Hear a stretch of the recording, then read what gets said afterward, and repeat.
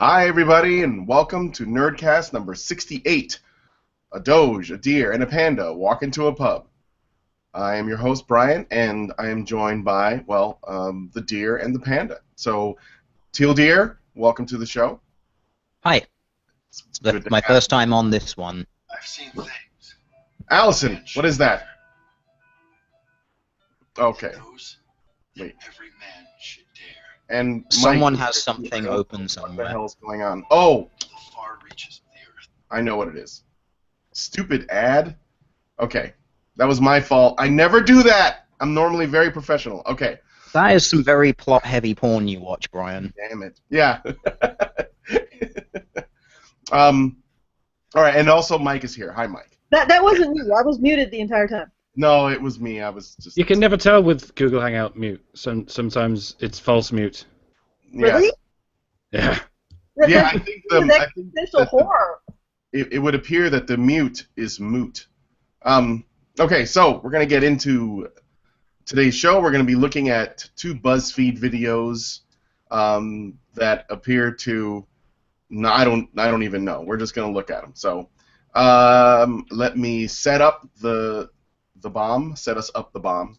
Allison, go ahead and play the section. Why is it so bad to show your emotions? It means you're human. Why are you always...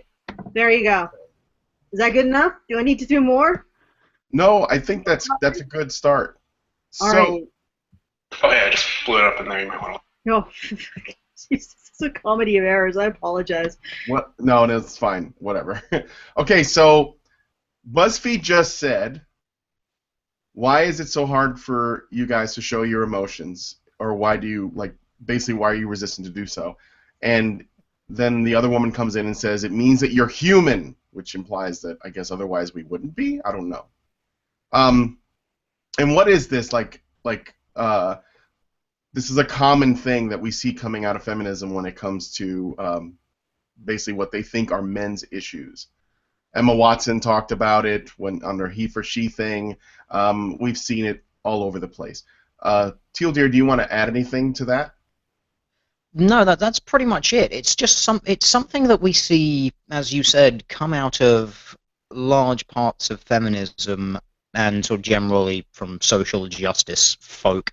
They have this bizarre tendency when it comes to men to say things like, you don't know how to express your emotions. You need to express your emotions. But when they say that, what they often seem to be meaning is you need to express your emotions the same way that women do.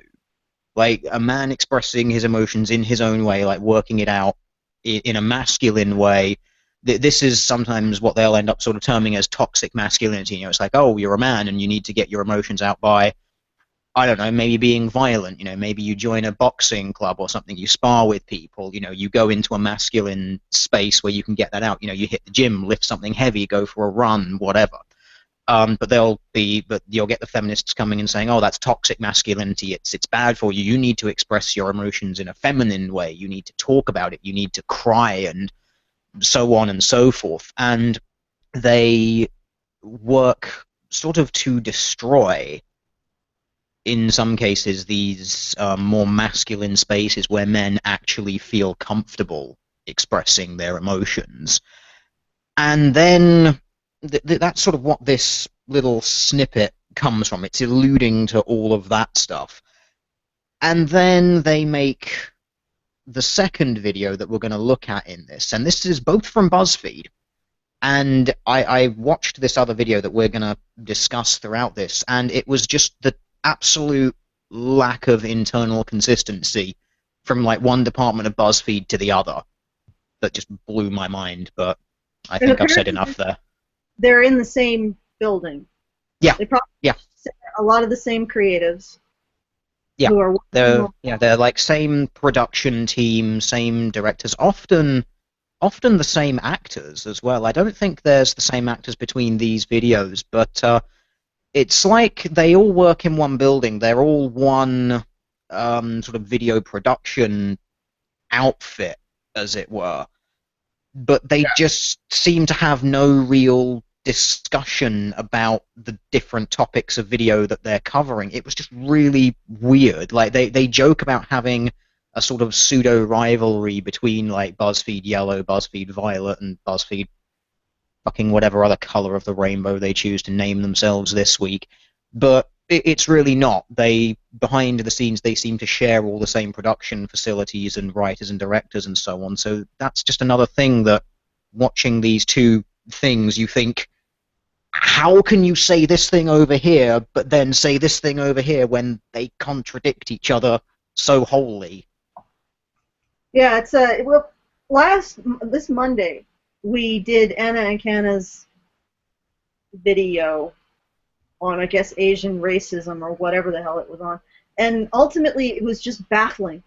And I think Karen's conclusion is that she just says whatever seems to make sense to her in the exact second that she says it, and then just completely forgets. That's how she can manage to create something that's totally inconsistent. So she just does whatever is emotionally convenient for her in the exact second that that thing exists as is emotionally convenient. I think that BuzzFeed might just do whatever is financially convenient for them in whatever. Yeah, yeah, you're right. I don't think that BuzzFeed really gives a shit about the stuff that they talk about. Which is ironic because they're except maybe in the abstract. They're trying to present this 36 questions as some sort of moral, with moral opprobrium, right? They're saying these are the morals that we should all share, and you should feel bad because you don't live up to them. At the same time, as apparently it's completely hollow. So that completely it destroys their moral imperative. Mm-hmm. Without derailing this too much, I want to speak to the Anna Akana thing. When she's always been making content that was either racially charged, like because she's Asian, or gender oriented because she's a woman. And I think it gets her a lot of views to talk about these kinds of things. She used to, she makes videos about how it's racist to have a preference for Asian girls if you're not Asian, for example. And it's all basically, when it comes down to, is that she's making videos about her experience. And this is what I think is another example of something that we've seen a lot, where these sort of social justice types, they make content that is an anecdote, and they try to present it as though it is like a fact. This is something that everyone experiences within the said group that I'm attempting to represent because I have experienced this thing. And you should be upset and offended or outraged at this treatment because I have decided that that's how I feel. And it's shallow comedy, basically. It's a lot of comedians and indeed sketch writers learn to sort of to look at their audience and how they're going to react to it, and whereas people who just do the occasional sketch in between other things are going to do this shallow comedy where they just look at their own experience and what's funny about that. And there's nothing wrong with shallow comedy unless it presents itself as deep comedy, as fucking social justice. That's when you're really fucking digging a hole. You can't do shallow shit and pretend you're doing the world a fucking favor. Well, yeah, because it crosses the line when they're presenting these women and they're not actually saying, "Wow, what a bunch of self-righteous, sanctimonious cunts," and let's laugh at them. Instead, they're presenting it as a list of things that men should feel ashamed for. And then it crosses the line from shallow comedy into something that's both not funny and very thuggery. It's thuggery, moral thuggery. But Brian, you want me to cue everything up? I was thinking we could watch that one little 5-second snippet again, and then I'll cue up the other one. So if you click the clicks that need to be clicked. I have clicked the clicks that need to be clicked. Okay, here we go. So bad to show your emotions. It means you're human. Okay. So just a refresher. So sanctimonious, right? Like men really need to learn to be human by showing their emotions in the ways that women do. And then we come to this. Yeah. And then we come to this. And yes, Teal Deer made an excellent point when he said that this is sort of like the way that feminists think they can help men is to make them more like women. And that is, they have no idea how fucked up that is. All right. All right, so now we're going to watch this video by the same fucking company in the same fucking building. They were probably talking to the same fucking people to get this set up. The same people who are posturing morally about men not saying or not expressing their emotions the way women do, therefore not being human. Blew it up and they wait. Okay. Cool. Hey, can you drive me to the airport tomorrow morning at 5? Yeah, whatever. Cool. Yo, there's some beer in the fridge if you want some. Cool. Hey, I'm gonna have a girl over later. Is it cool if we use the TV? Sure. Banana? Yeah, We need to banana this, right? Yeah, we definitely need to banana this. and also probably give a little bit of commentary to space it out. So again, same group of people who say that men are somehow subhuman for not expressing their emotions towards women in the way that women express their emotions are now demonstrating that they understand that men express their emotions in different ways, and that doesn't mean that they don't have them.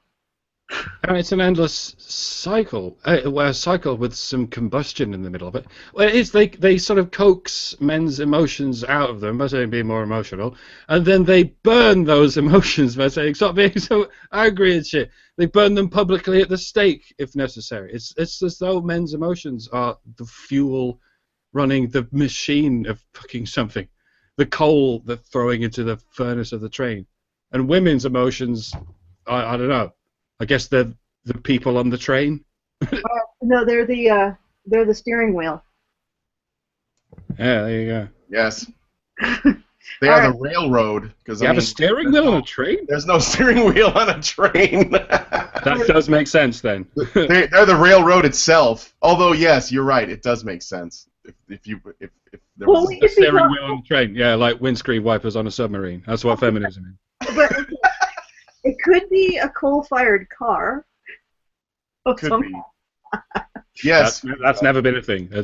I'm pretty sure that's never been a thing. No, it has been a thing. There has been steam-fired cars. I think, yeah, pretty sure that before they realized that gasoline works better. There has to be some kind of like 19th century name for a car that runs on coal and steam, and it's probably awesome. But I just don't know. Like ornithopter. Probably didn't work. But on Yeah, the no, interesting like- topic of trains that we're talking about, I feel like we've derailed a little bit. Oh! Oh, all right. Zing! That was good, Teal Deer. You should probably comment on this video. Okay. If you enjoyed that one-liner, remember to like, comment, and subscribe. All right. Next 20 seconds. Cool. Yeah, I mowed the lawn because I knew you were too busy to. Thanks. No worries. I took down all the Christmas stuff when you were gone. Sweet. Cool. Hey, I like your glasses. Thanks, I like your shirt. Thanks. Hey, did you eat my burrito? Yeah. Thanks for being honest with me. You know what I noticed about this? Just to spark a little bit more conversation. That doesn't happen, by the way, that last one. I've never heard thanks for being honest with me. That's... No, Guys? but the next thing he says is actually true. If we go on for like 2 more seconds or 3 more seconds. Wait, listen to Alison's thing. I just wanted to get that in. I've never heard a guy say that. You actually want to listen to my thing? Yes, I do. Say Okay. anything. All right. Well, what I was going to say is that maybe you know what? Let's do the next 2 seconds for Teal. In fact, I'll work it back a bit to the beginning of the burrito discussion. Hey, did you eat my burrito? Yeah. Thanks for being honest with me. I'll get you back. Cool. I haven't started. Yeah. Okay. So what were you going to say about that, Teal? There, more accurate. No, it's just that's quite an accurate thing. It's yeah, no one will be like, oh yeah, thanks for being honest with me, but it's like, oh, did you use my thing? Yeah, but don't worry, I'll replace it. Yeah, okay, that's fine. But the thing is, this is BuzzFeed saying that, oh, this is how guys say that they love each other and they care about each other. And the thing is, you'll notice, it's all doing things for each other. That's the point I was going to make. Ah, yeah, exactly. Well, you go ahead then. No. I was going to bow out of this because I didn't want to interfere with with the what would be the polite term? This masculine analysis, but Oh, yeah, the pickle You want to jar. stay out of the male space because you know your place, woman. Yes. Yeah. So You want to stay out of our pickle jar. Well, a deer, a Doge, and a panda walked into a bar, and there was a badger there. So get on with it. Okay, there we go. okay, so yeah, I noticed that as well. A lot of this stuff was simply just being nice and going out of their way to do something for other people, and then just recognizing it, which was interesting as well, because I guarantee a lot of the women who are saying, "Oh, my guy, he doesn't have, I don't know what they want, like long sonnets about my gorgeousness or whatever the heck." I guarantee those women are not noticing the very, very little things, or even not just little things, because they add up over time, that the men in their lives are doing for them to make their life more easy. Just little things, like fixing a computer, putting on antivirus software on a computer you don't even notice because he does it when you're not around, or mowing the lawn, or taking down things. It just these little things, and even things that are even not even recognizable, you won't even notice, like fixing stuff. And these women who are asking their men to actually be more demonstrative verbally aren't noticing how men are being demonstrative through their actions. And in my mind, talk is cheap, but taking time out of your life to actually to actually get into your skin of your partner or your friend, from either man or woman, and figure out how to make their life easier is actually more loving. So this is something that women could learn from in this area, to actually take actions and do actions to say I love you, rather than saying it with words, which are basically meaningless, in my opinion. It's just it's just saying shit to fill the air with. Well, it's like words are basically just creative exhaling, which we have to do, I don't know, 30 times a minute anyway. So that's not much effort. You just tack something onto something you already have to do. It's we only invented words. Low rent way. Words are a fairly recent invention. We were getting along with each other pretty well for quite a long time before words. And not that words are a bad thing, but they're not, the be all and end all. Mm-hmm. Yeah. Do you think that they could?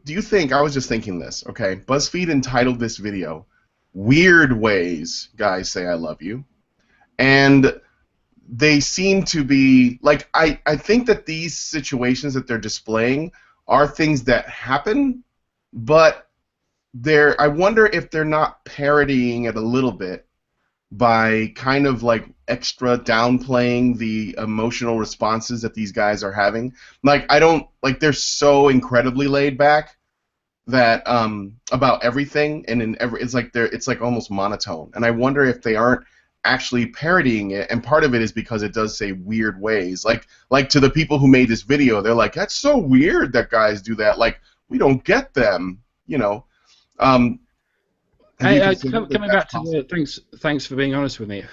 It's just a thing guys don't say because by default they're being honest with each other.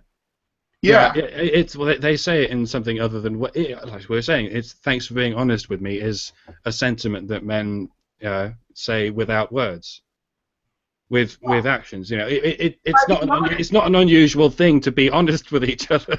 Is what I'm saying. It feels like this was written by women who think that men say thanks for being honest with me. Yeah.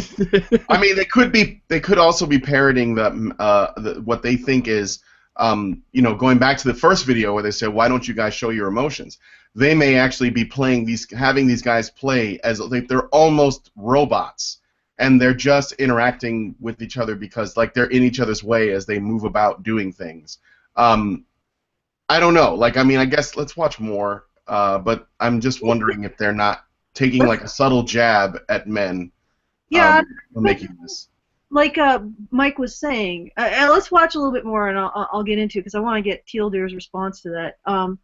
But as Mike was saying, I mean, it can be shallow comedy, even if it is slightly deprecating. It doesn't necessarily mean it's mean, because they're just making fun of themselves. I take your meaning about the being honest, because that assumes that the default is not being honest if you're thanking someone for being honest. But let's get to the next 20, unless Teal Deer wants to get in on anything. Banana? Banana Akana. We can't hear you if you're saying anything, Tilde. All right. Yeah. Oh, yeah. All right. At the show yet? I was waiting for you. Oh, cool. We can start now. Cool. How's your day? Fine. Yours? It's whatever. Cool. Did you get the same sunglasses that I already own? Yeah. Is that cool? It's fine. Can Yeah, I that borrow? one never happens. Sorry? Yeah, that one never happens. The sunglasses one. Yeah, are you wearing the same thing that I'm wearing? No, that one has never happened. No. But things like guys sort of saying like, yeah, how are you? Yeah, I'm fine. Okay. That is kind of how men will often check if people are okay. But if you're in a very sort of masculine environment and you ask someone who you actually know, like properly, like, are you okay? They will sometimes open up to you if it's someone that like they actually trust. Yeah. So It's sort of like I think when guys say how are you or are you okay, what they're kind of saying is are you in a situation that requires my immediate attention and action right now? And if it's not, even if like let's say they didn't have, like they got rained on or something trivial occurred that most other guys would just like sort of shrug it off and they'll say no, I'm fine. But if it is serious, like Teal Deer said, or they really can't confide in them, then they'll tell them, because that is almost like a request for assistance that men want to, like basically saying that is there a problem that I can address right now? Because guys, they don't talk about their problems, they just try to fix their problems. Mm-hmm. And when they ask if there's an issue, they want to know, is there something that I need to do right now? And I think that's like the old sort of a trope where a woman wants to tell her boyfriend or husband about all of her problems, and when the husband offers solutions, she gets angry because she doesn't actually want him to fix them, she just wants him to listen.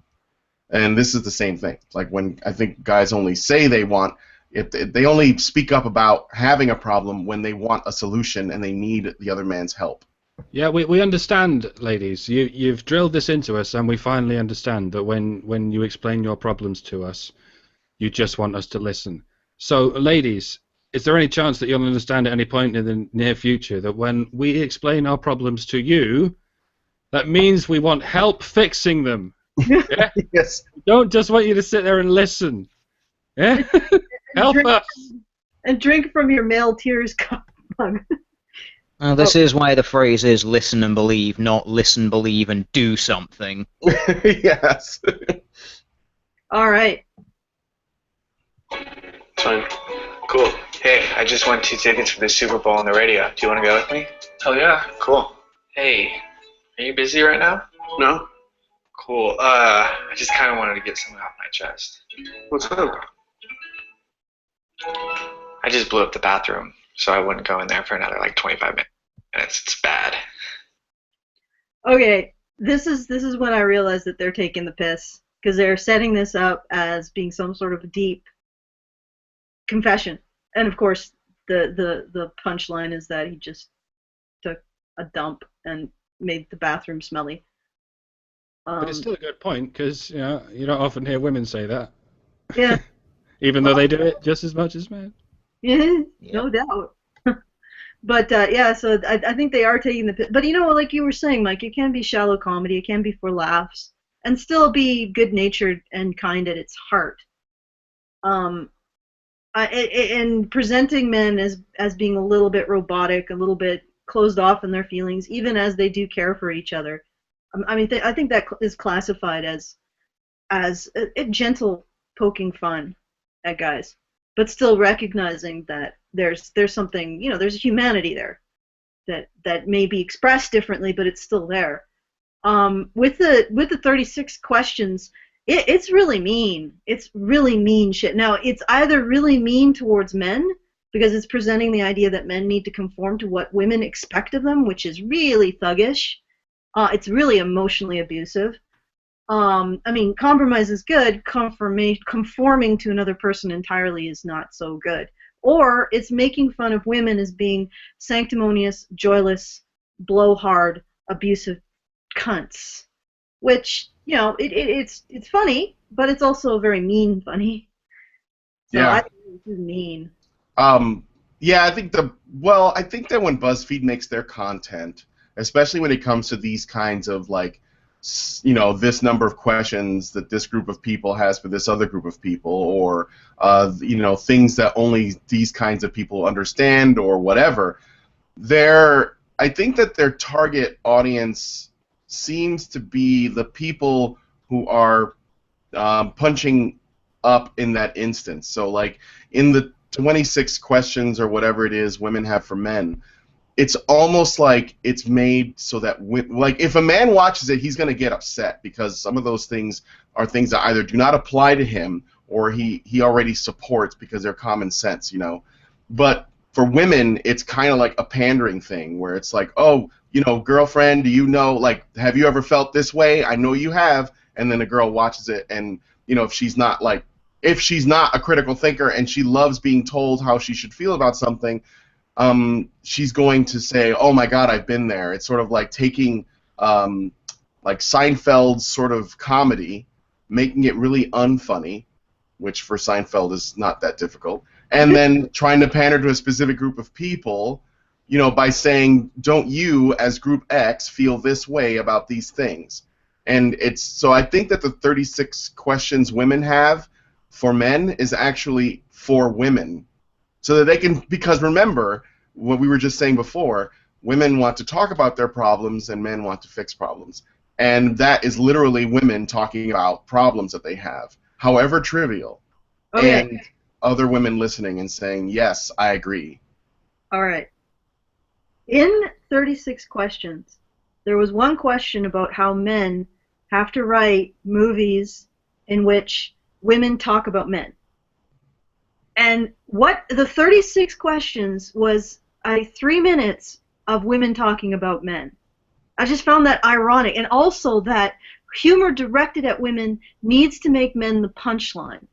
And humor directed at men like this, I don't see anything in this that's mean-spirited towards women or needs to make women a joke out of women. Nope. Nothing. Well, one of the ways that maybe weird guys say I love you is if they tell them about, like, a great porn star they should look up. And you'll never see that in here. Part of me thinks these guys don't have an interest in porn, but Well, not It's the porn with haircut. women. not the kind of porn that I watch. What was that, Teal'Dear? Not porn with attractive women in it, I don't think. Yeah, right. But they wouldn't show that. It's like because if that you're a would- white SJW, you've got to have a weird haircut, like you're from a fucking tribe somewhere.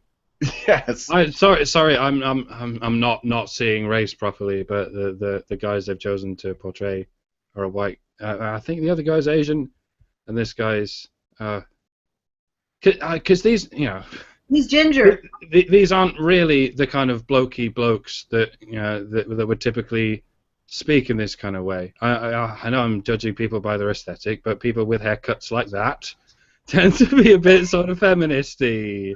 They don't talk like this at all. They talk a lot like women do, but whatever. Well, maybe that explains why some of it is sort of weird. Like, it sort of ran false for you guys, like the... It might be why they think it's weird.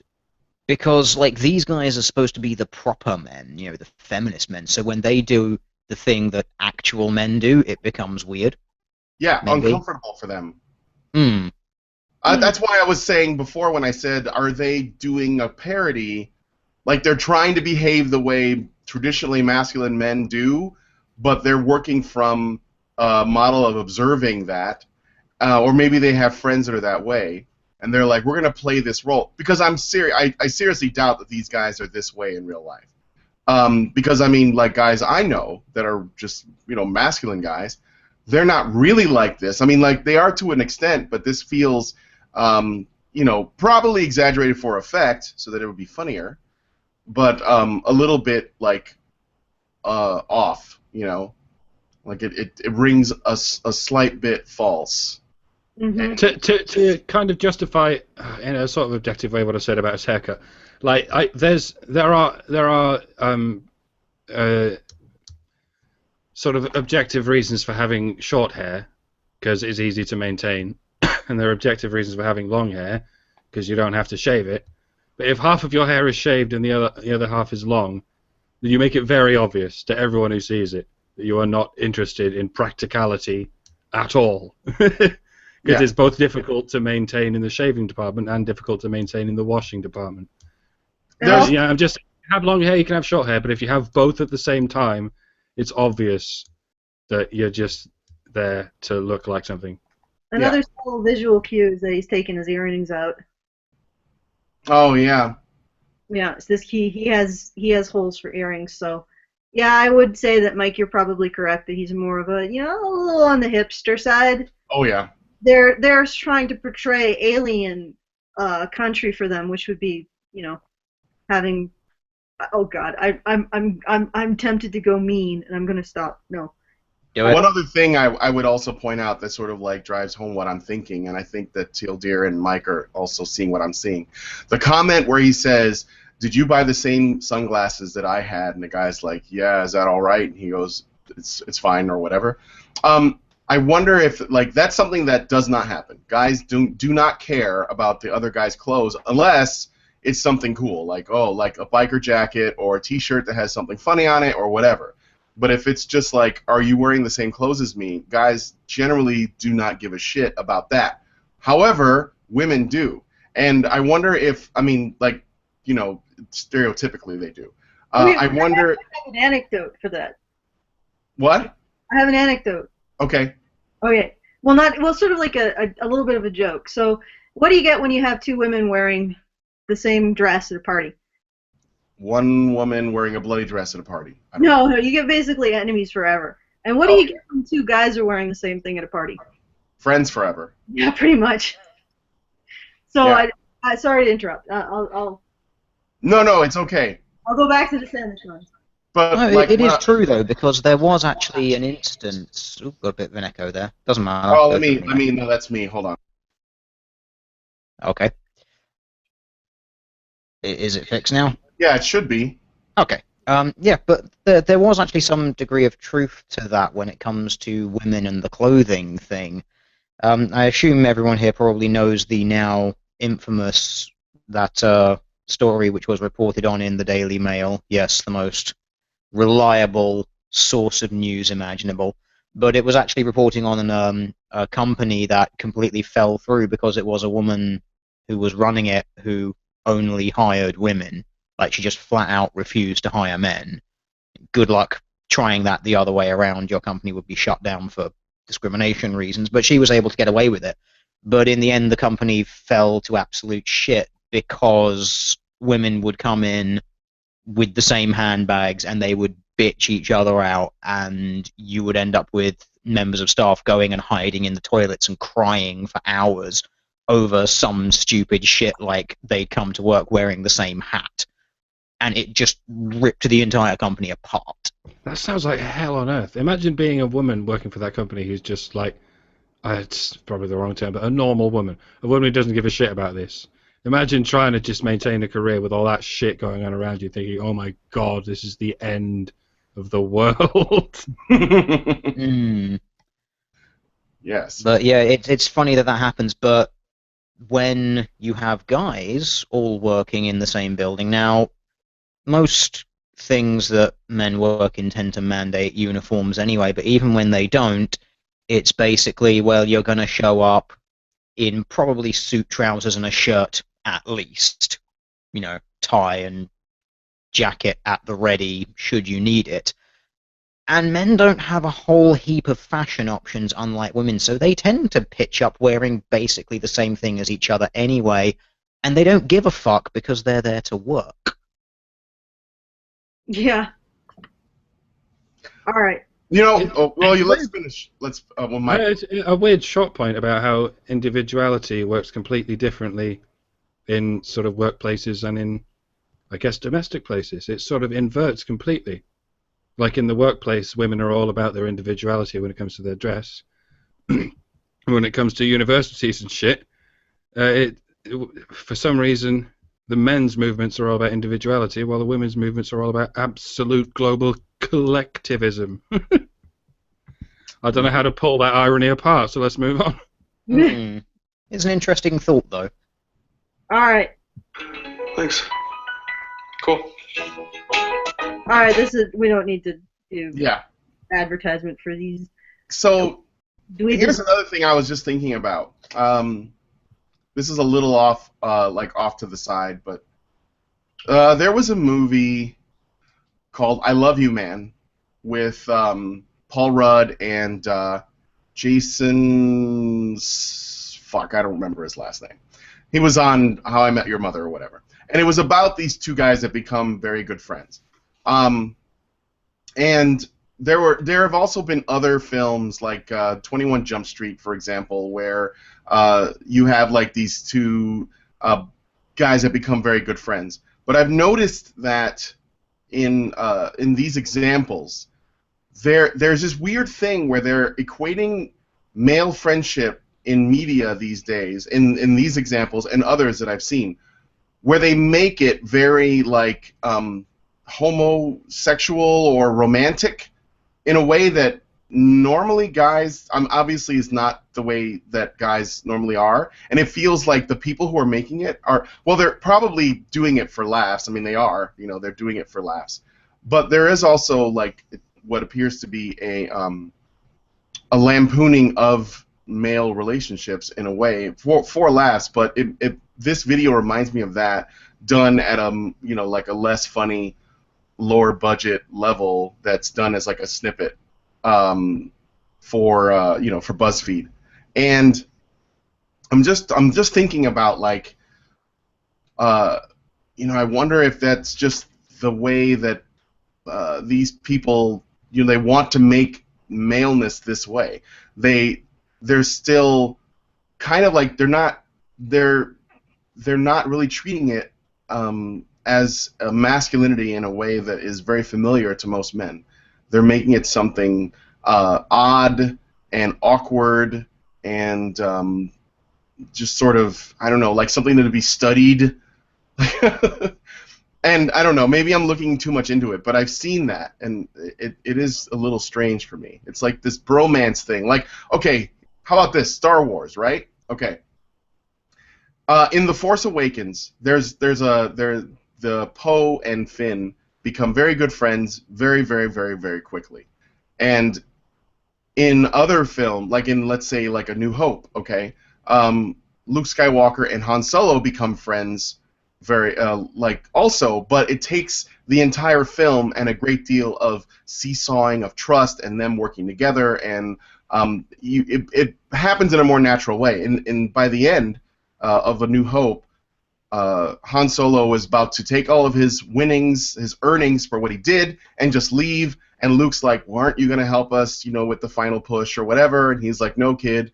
I think that's a suicide mission or whatever. And then he says, oh, I see. I thought we were friends, and I guess we're not. And then Han kind of like, he has a conversation with Chewie, and then he decides to come back and help out at the last minute. So you feel the evolution of their friendship in a natural way, and they're bonding in a way that makes sense. In Force Awakens, the two guys, Poe and Finn, they escape together, and they bond super fast. Like they may as well have just been, like saying like, "What's your favorite color?" "Purple." "Oh, mine too." And they just become besties like super quick, and it feels unnatural. And people are saying it's like a bromance is what they're calling it. But there's something about the way they're treating it which is really strange, because it doesn't seem that the people who are doing it really understand how male friendships work, how male love actually works. They're looking at something from the outside, and they're trying to observe it, or they're just not interested in developing it, and they're just rushing it. And in a way, this BuzzFeed video says something about that too. Do you guys? Am I like alone in that, or do you see what I'm talking about? I didn't. I do see the echo though. Oh, let me mute. Yeah, mute yourself, Brian. All right. Well, I didn't actually find the Poe and Finn relationship that rushed. Because they were going through a lot very, very, very, very rapidly. I think that's more Abrams sort of throw everything at the screen all at once style. So I wasn't really expecting it to be very nuanced. I would have to get more specifics on that, and I don't really want to run over anyone else's commentary on that. Like anything that it's like, I mean, once you subtract the Abrams style from the relationship, does it still seem as improbable? Because you know it's gonna, like, he's not gonna spare any fucking moments for anything. Oh yeah, no. I mean, and I guess the Star Wars thing was just an example that I was thinking of. Okay, I see what Speaking you're to a larger thing, which is essentially the way that BuzzFeed and other media outlets treat male friendships. You know, it's just the way that they present them, and it's almost like they kind of get it, but they don't. You know, and I think it's because their own, as to what Mike was saying, the two guys in the video don't appear to be like sort of traditionally masculine guys. We've often sort of been on this quest to find movies or anything really in which men are the moral center of the story, and it occurred to me that the other day that Star Wars is kind of a contender.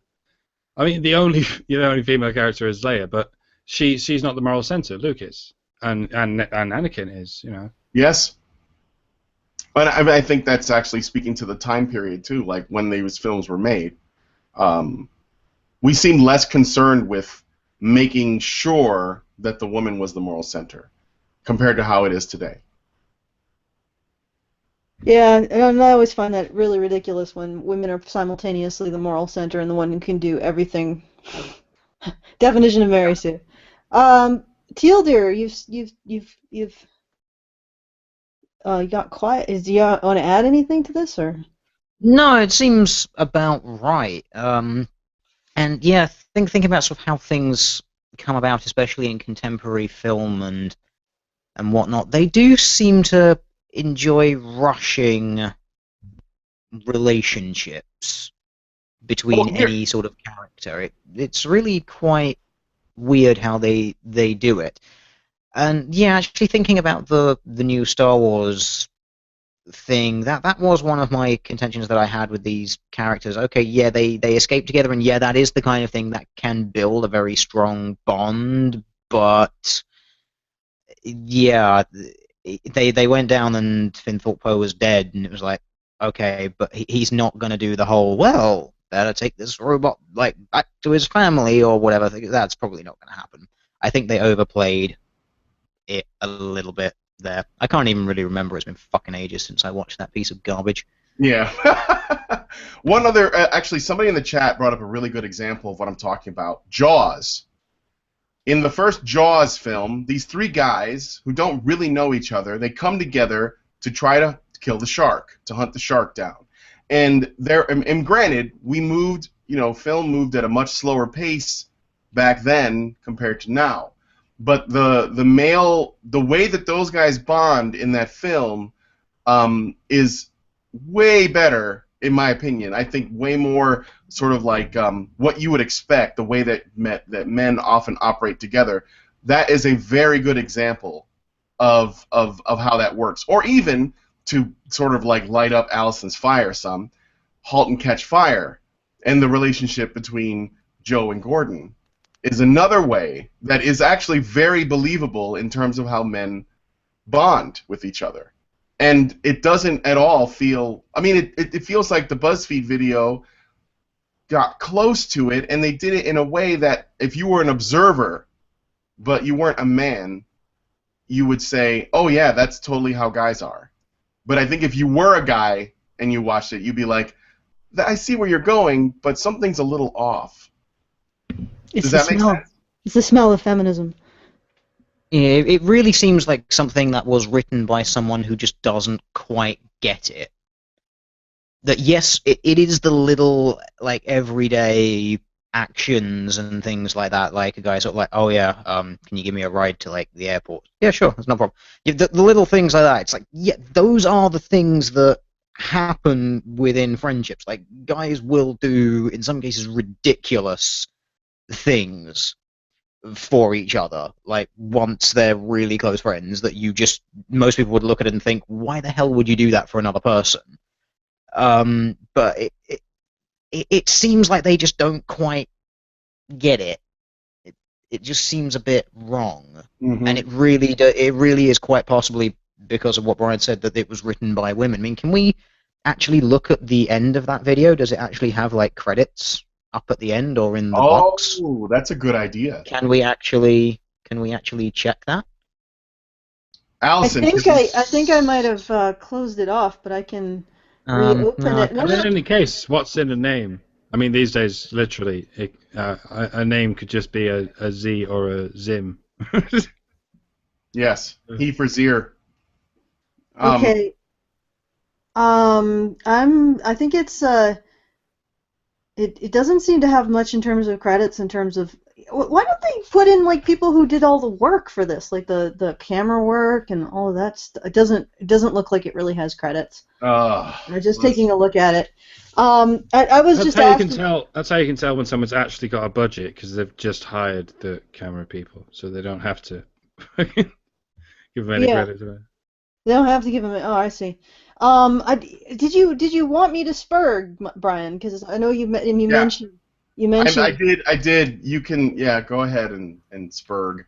Well, no, I think that in terms of what you were saying, just to clarify, you're saying that the relationship between Joe and Gordon and *Halt and Catch Fire* seem very accurate, or.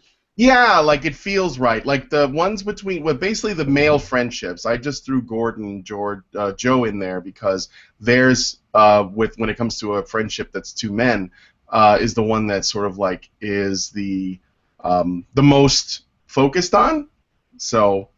Well, yeah, it's the most focused on. Also, it's interesting because you can look at *Halt and Catch Fire* in two different ways. I don't know if Teal Bear has ever watched this, so I won't go too far into it. But you can look at it in terms of the feminist lens and girl power. Cameron Howe is the feminist heroine, but yet when you really analyze their behavior, she is a sociopathic cunt, and she's dragging Donna down to her moral level of depravity, and their company is total shit. It's almost like a portrait of why there are no lasting female startups, because they're told every single episode they show you their ass, and then at the other side you get to see the kind of stuff that Gordon and Joe seem to endlessly do for each other. The only reason that Joe ever got involved in Mutiny is because Gordon asked him, and that's it. And then Gordon turned around and gave Joe the ability to build a company again. And it ties right back into what Teal Deer was saying about this thing, just doing things for each other, and also into what you were saying, Brian, because the depths that Joe and Gordon went for each other were actually quite incredible, because you can tell during the whole conversations over whether or not Joe should help Mutiny, which is Cameron Howe's company, he doesn't want to do it, and he's actually really, really pissed at Gordon for even asking, but he does it.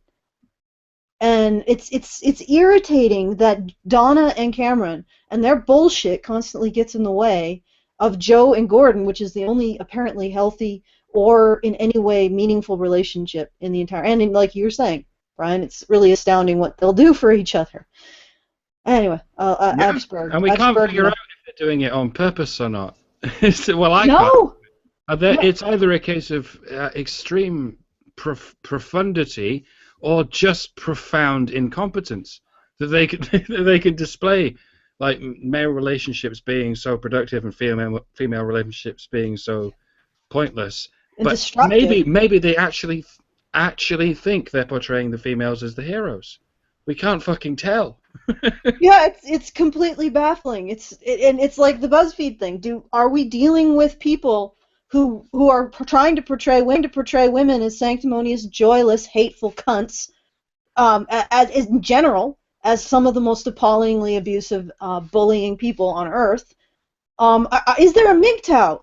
Is there a man going his own way in charge at Buzzfeed? And that's essentially his point. I'm gonna take women and I'm gonna portray them in the worst light possible.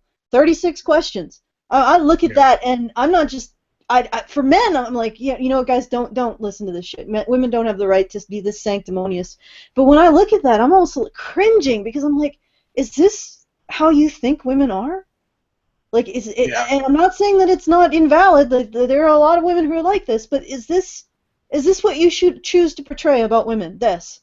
I mean, either you think that women are utterly incorrect with these 36 questions, or you actually think women are the scourge of the earth. Like, and then this particular thing, it does feel like, is this somebody who's in the know and he's just pushing it a little to get laughs? And that would be consistent with representing women in the most appalling way possible, as, like I said, sanctimonious, selfish, shrill, bitter, cruel, two-dimensional cunt waffles. Or is this like, and simultaneously presenting men in actually a very gracious and, I mean, it's mocking. It's not. It's still humorous, but I mean, you can see that these two guys care about each other because they're going out of their way to do the meaningful acts that two people do when they care about each other. Mm-hmm. Well, in a like, as an example, in a traditional household where there is a housewife and a working husband, how does the husband say "I love you"? He says "I love you" by getting up every morning and going to work. He doesn't actually, I mean, he'll say it verbally, but the way that he says it every day is by the actions that he does. And that is something that I think a lot of times people just don't, they assume that that's sort of like, it's the idea that this is what is expected of you, so therefore you don't deserve any credit for doing it. We've basically gotten to that point where we don't think that the actions that men do, the acts of kindness, the hard work, whatever it is they do for people that they care about, that they actually do not actually have to do if they choose not to do, is something that is worthy of recognition as an act of caring and kindness and love. So, all right, so we're going to look at... go ahead. The Buzzfeed video staff. Yeah, we're going to look at the Buzzfeed team. And all right. By the way, Buzzfeed, if your response at this point is, "Oh my God, these guys are so obsessed with us," what are you obsessed with, Buzzfeed? What is it that you're obsessed with that we are now obsessed with? Well, I think we're obsessed. Series of questions, Buzzfeed. Ask yourself all of them. I think it's perfectly legitimate to be obsessed with the things that seem to be very popular. Like these are the walls of our society. We're like looking at them, trying to inspect them, and figure out what the hell they're made out of. I think that's probably the best use of your time. But then I'm weird. If a dog is trying to find out who he can be friends with, he has to smell everyone's asses. You're welcome. Yeah, we're smelling your ass. All right. BuzzFeed video, shorter than short form team. I see a lot of beards and glasses. That's all I'm saying. Yeah. Oh my God. It's just a wall of hipsters. Oh. Sarah Pocock, is Liz Hickey micro content producer? I don't know. Yeah, these are just a bunch of fucking made up bullshit job titles, frankly. No one's ever heard of any of these job titles outside of BuzzFeed. Okay, BuzzFeed video team. See, this is what I mean. It's like everyone is just a video producer. It doesn't actually say like what the fuck they actually do. If you click on a name, will it give you like some of the work they've done? Do you want me to? How about this one, Kate Reynolds? I would put odds that this is a feminist. Senior. Oh, yeah. Well, they all are, right? Yeah. They probably all are. I would seriously not expect a MGTOW, like you were saying, to get a job with BuzzFeed, unless he's like super undercover. Here's why bad boys are always sexier. Uh-huh. Okay. From the same article that brought you the feminist saying, "This is why I will never date a feminist man." Yeah. And for people asking like why we're doing a video that's like 10 years old on the last Rage Inning, like how is this still relevant? Because this shit's still going on, and because as people have said in the comments, you know, some people are still being shown that fucking Jackson Katz video, like in an academic fucking environment. Meanwhile, this shit is still going on. You see what I'm saying? They're getting two fucking ends of it, just blasting out complete contradictory bollocks. and they're being asked to internalize all of it, and it's turning them into whatever the fuck's happening to that guy right now. Dude, if that guy's supposed to be the bad boy, get the fuck out of here. Oh god. I'm not buying that for a second.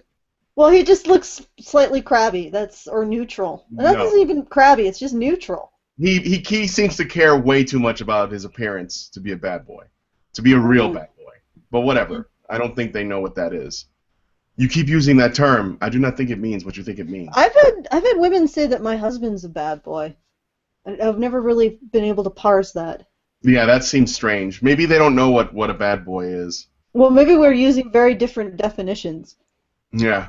It does seem strange. I mean, he's temperamental. Not everybody's gonna be like, oh my god. No, I mean he's his own creature. But aside from that, he's not bad. He's got those hawk eyes. Those hawk eyes always look like they're sort of. What's going Allison's on? a battered housewife, confirmed. It's very different from those big sort of wide sort of what the fuck's going on kind of eyes. Oh yeah, exactly. But it's Hawkeyes. What are Hawkeyes? Like you mean like? I think I just explained it using some descriptive language. Some people have sort of Eastwood squint. Yeah, that sort of thing. He's got a 10-mile stare or whatever. Must be he lives with me. Oh god, battered husband confirmed now. I should shut up. I'm digging my grave. He All right, listens to this. It appears that there's a lot of hipsters and feminists on BuzzFeed. We all dig our graves. Plot twist, guys. Every day we dig our graves. Big glasses, terrible beards, and plaid everywhere. This was a gigantic twist I was not expecting from the BuzzFeed credits section. Did M. Night Shyamalan put together this webpage? Because I did not see that coming. Oh, okay. This is diversity. Yes, this is also diversity. Mostly, like, oh, well, there's a black woman. She's Inimitable. She's very token. Yeah. Yeah. Token. She probably talks like a valley There's girl. a black guy. All right. All right. Well. So when are the feminists going to get on BuzzFeed for their lack of diversity? I would guess never.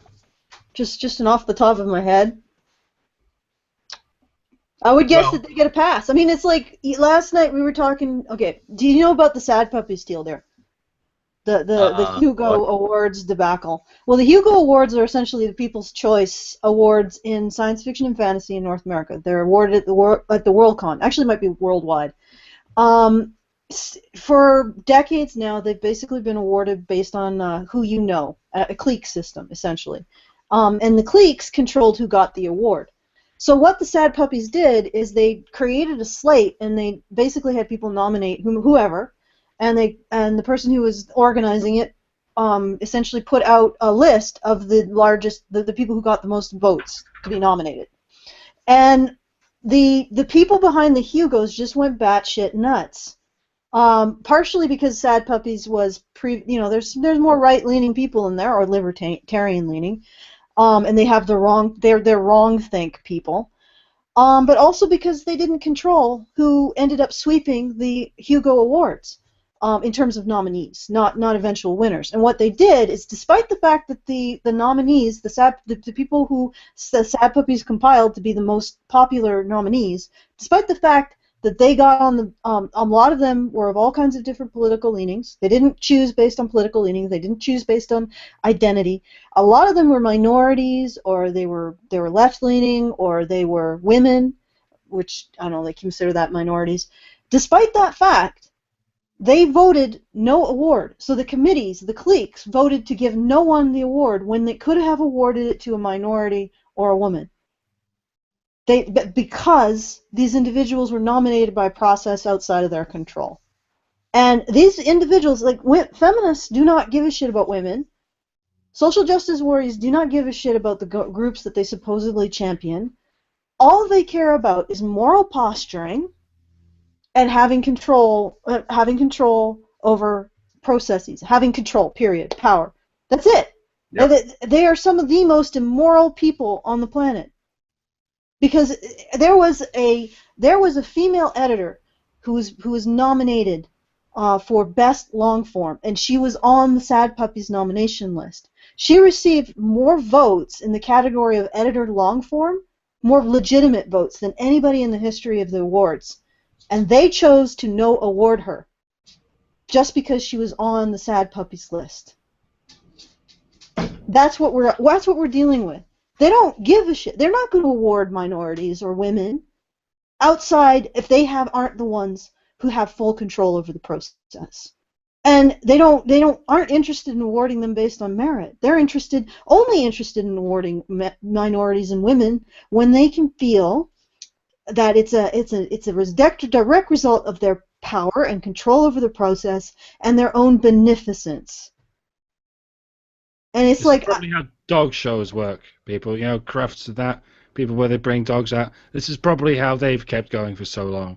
Like mutating animals and making them fucking jump around and saying, no, we know best for these animals. Yeah. You people, except it's probably nothing like as bad as this and nothing like as on the same scale.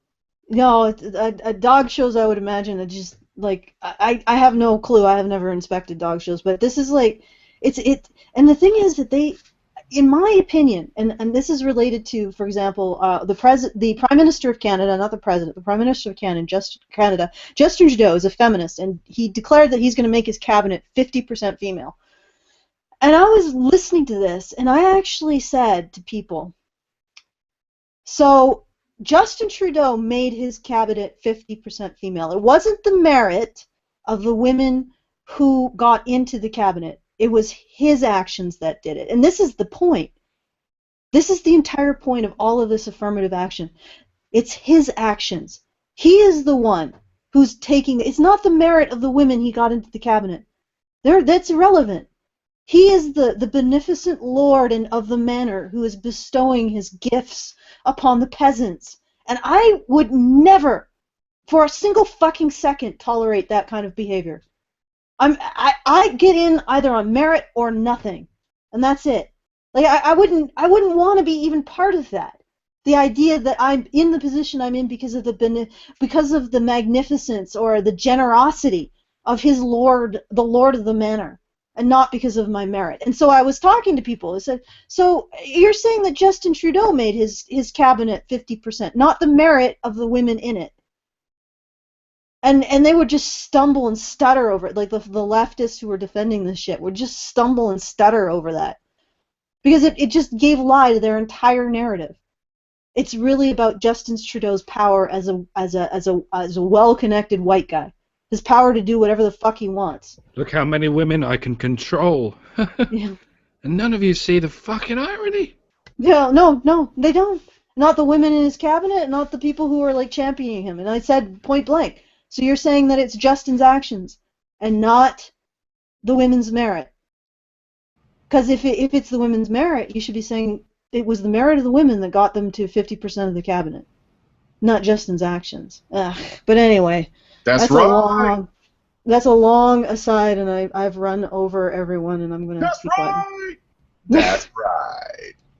All right. So that is right. So how's that patriarchy working, keeping you down, women?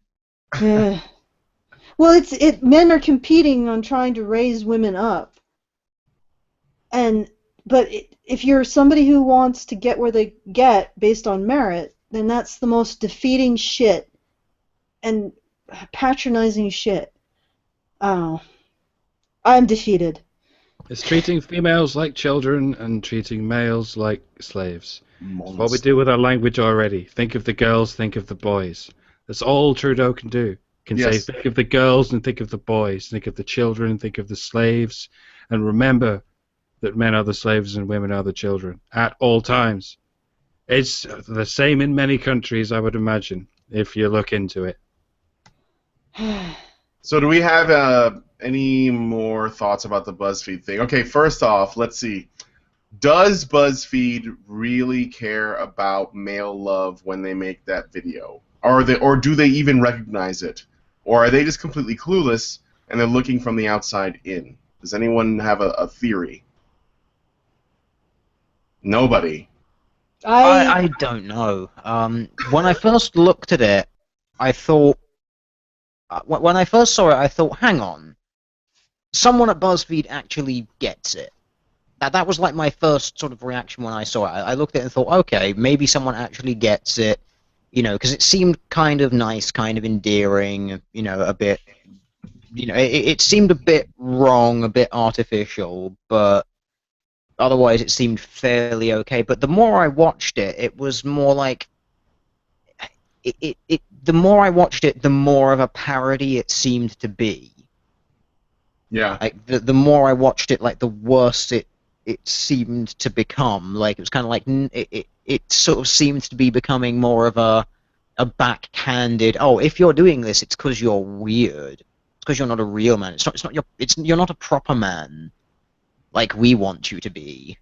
Mm-hmm. Or something. But it was just weird, but it was still the double think that got me between the, oh, it's so terrible, why don't men express their emotions? But as I went over at the beginning, when feminists say we want you to express your emotions, it's not actually we want you to express emotions, it's we want you to express emotions how we tell you to. On our terms. On our terms, yeah. Yes. But then when men do that, well, the male tears mugs come out and you're told to stop crying about your privilege and all of that bullshit, so damned if you do, damned if you don't.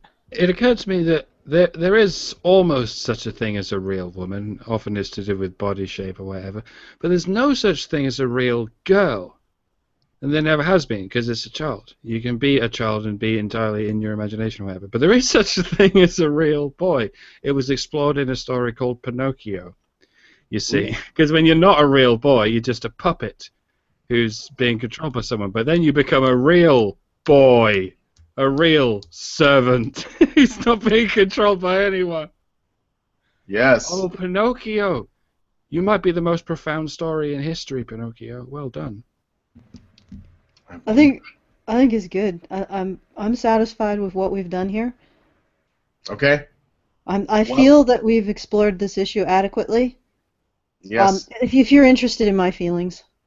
Which you don't have to be. Like, Jesus. No, I mean, it's nice to hear. If you're willing to express them like a man, yeah, we you will gotta just be like, cool. Just tell us it's cool.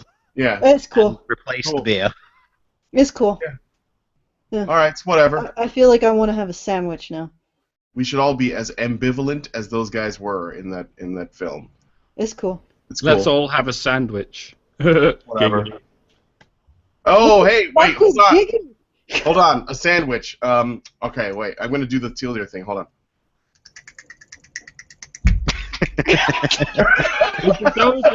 We should wait. Let's all do it together. Did the Can we dogs go? know that you were doing your right cheek there? My Well, cheeks aren't flappy enough. I'm right-handed. No, I know, they're just kind of puffy. Well, let's all do it at the same time and see how it sounds. On the count of 3, you guys want to do it?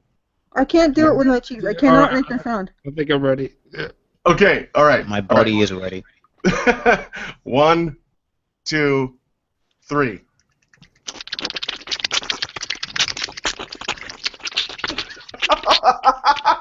I can't even do it. I can't. It doesn't. I do believe this is the first internet broadcast that has featured an audible bukkake. Yes. That was it. The first bukkake by radio. Done by animals. They accuse us of some kind of circle jerk sometimes. I have no idea what they mean. Oh, lies. We had a proper circle jerk now. There we go. We did it, guys. All right.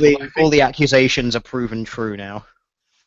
I think we've won the internet today. Do we get an internet for that? Because I know we got lulls and kecks. So this wasn't even a cringe jerker, it was a cheek jerker. Oh, hit the button.